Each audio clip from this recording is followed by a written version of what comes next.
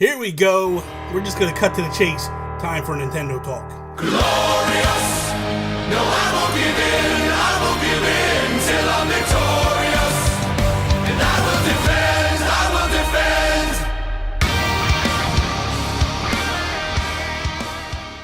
What is up, everybody? Bobby here, the Nintendo Guru. Time for the breakdown every single day, Monday through Friday, every day in between. I take 5 to 10 minutes to take the top Nintendo stories of the day, talk about them, discuss them, break them down, give my opinions on them. So, real quick, friend of the show, friend of mine, Ganda Kris, was just featured on the Nintendo Minute.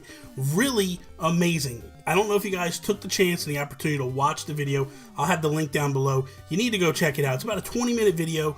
It's her with Kit and Krista, and they're basically customizing Amiibo right then and there. She's showing how to build a Goomba that's been captured with Cappy, and Mario takes control. Really cool stuff, man. For those that don't know, and you must be living under a gigantic rock if you don't know who Ganda Kris is, she is one of the premier customizers in the Amiibo community. There are a lot of great ones out there. Evilos, Toby, my buddy Toby, AK Shop, there are so Pixel Kali Creations. How can I forget her? The Amiibo, the Splatoon Queen. Just so many good people out there. But Kris, in the past couple of years, has really stepped out and really taken a grasp of this whole thing. And just really, it's funny because you'll see something in a trailer from Nintendo, and then days later, it's up. Not even days later, it's like the next day. And it's like, oh my god, it's an amazing custom. I was just thinking, that would be a cool Amiibo, and there it is. She actually did the champions before Nintendo announced the champions. So, it is really cool. Such a great thing to see happening. Much props to her. Congratulations all across the board. So, there we go. So, Nintendo has recently come out with a little bit of a conversation and talked about some of their shortcomings between the Wii U and what they took with that and pushed it into the success of the Switch. First comments are coming from Bill Trinan, and he's basically saying, when you're coming off the launch of the Wii U system, and then your next hardware system is Switch, it's a challenge to know how many we should be ordering. What is the demand going to be? If you look at the Wii U hardware system, just the system itself, the time that it took place to boot up the system to get into gameplay was something that was a frustration for a lot of players early on, and actuality became a hindrance. With Switch being something that you could take with you, it was really important that you could play it instantly. That to me is an example of a direct lesson from the Wii U era, where Nintendo said, that's something we're going to zero in on and make a dramatic improvement upon. That right there, that shows, it is so snappy with the Switch. It's in out. It's almost 3DS era, 3DS style in and out. When you look at how long it took you to boot up and get into a Wii U game, 30, 40, 60 seconds, depending upon where it was. And even after they did the update, before the update, my god, it was horrible. But you look at the Switch and it's bank.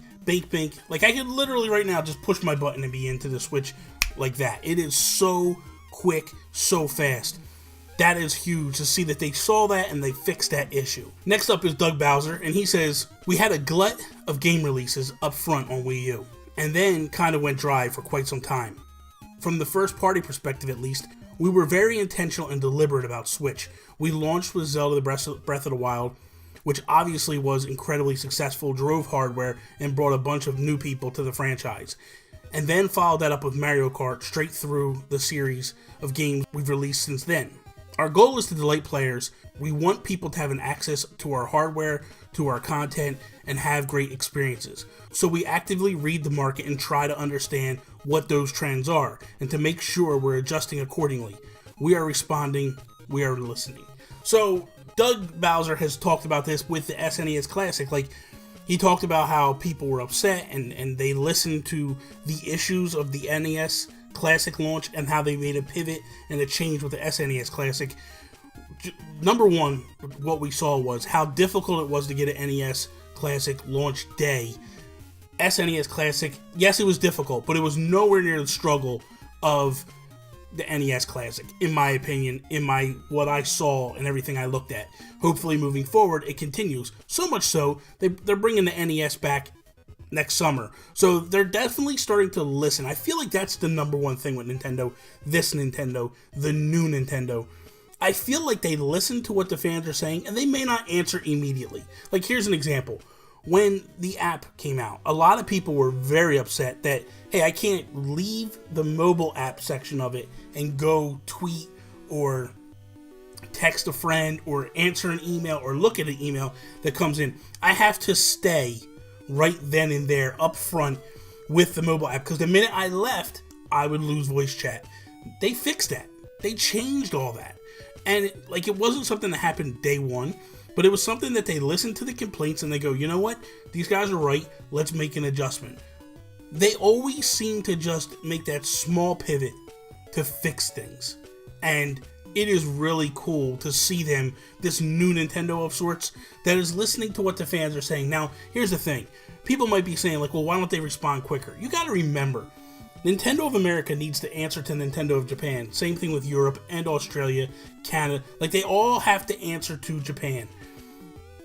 But the time it's taking seems to be quicker in those terms. It's not an overwhelmingly hard thing to do for them now. It seems they're getting better with it. And I like to hear this. Hopefully, as we move forward, there'll be more communications that'll be fixed. There's some things that are never going to change. Their whole mindset and their feeling of, like, if a fan starts to create a game, that's not going to change. Simply put, because of the fact of, like, that's a copyright thing. That's a totally different ball game when they're talking. They need to protect their IPs. That's one thing. But when it comes to things like this, like, hey, this mobile app isn't the way I want it to be, like, this is what it should be, and this is what it should be, they seem to be listening in those regards. And that is a good thing. That's the Nintendo we need. That's the Nintendo we want. So we'll see how things are going. But this is very cool. I like to see this inside stuff. That's another thing. They never used to talk about stuff like this. They used to keep it mum's the word, and we did everything perfectly on that last launch. Not so much. They recognize, hey, we dropped the ball. We screwed up. This is how we're fixing. More humble. I like that. I like that. We need more of this. So that is all. Thank you guys for watching. I hope you enjoyed today's episode. If you did, slap the like button down below. Share it with all your friends. Subscribe if you're not a subscriber. Please. We love new subscribers. We love old subscribers too, but we love new ones and old. We love everybody. How about that? So follow me, Instagram, Twitter, @Nintendo Gurus. That is all. Peace out, Preston.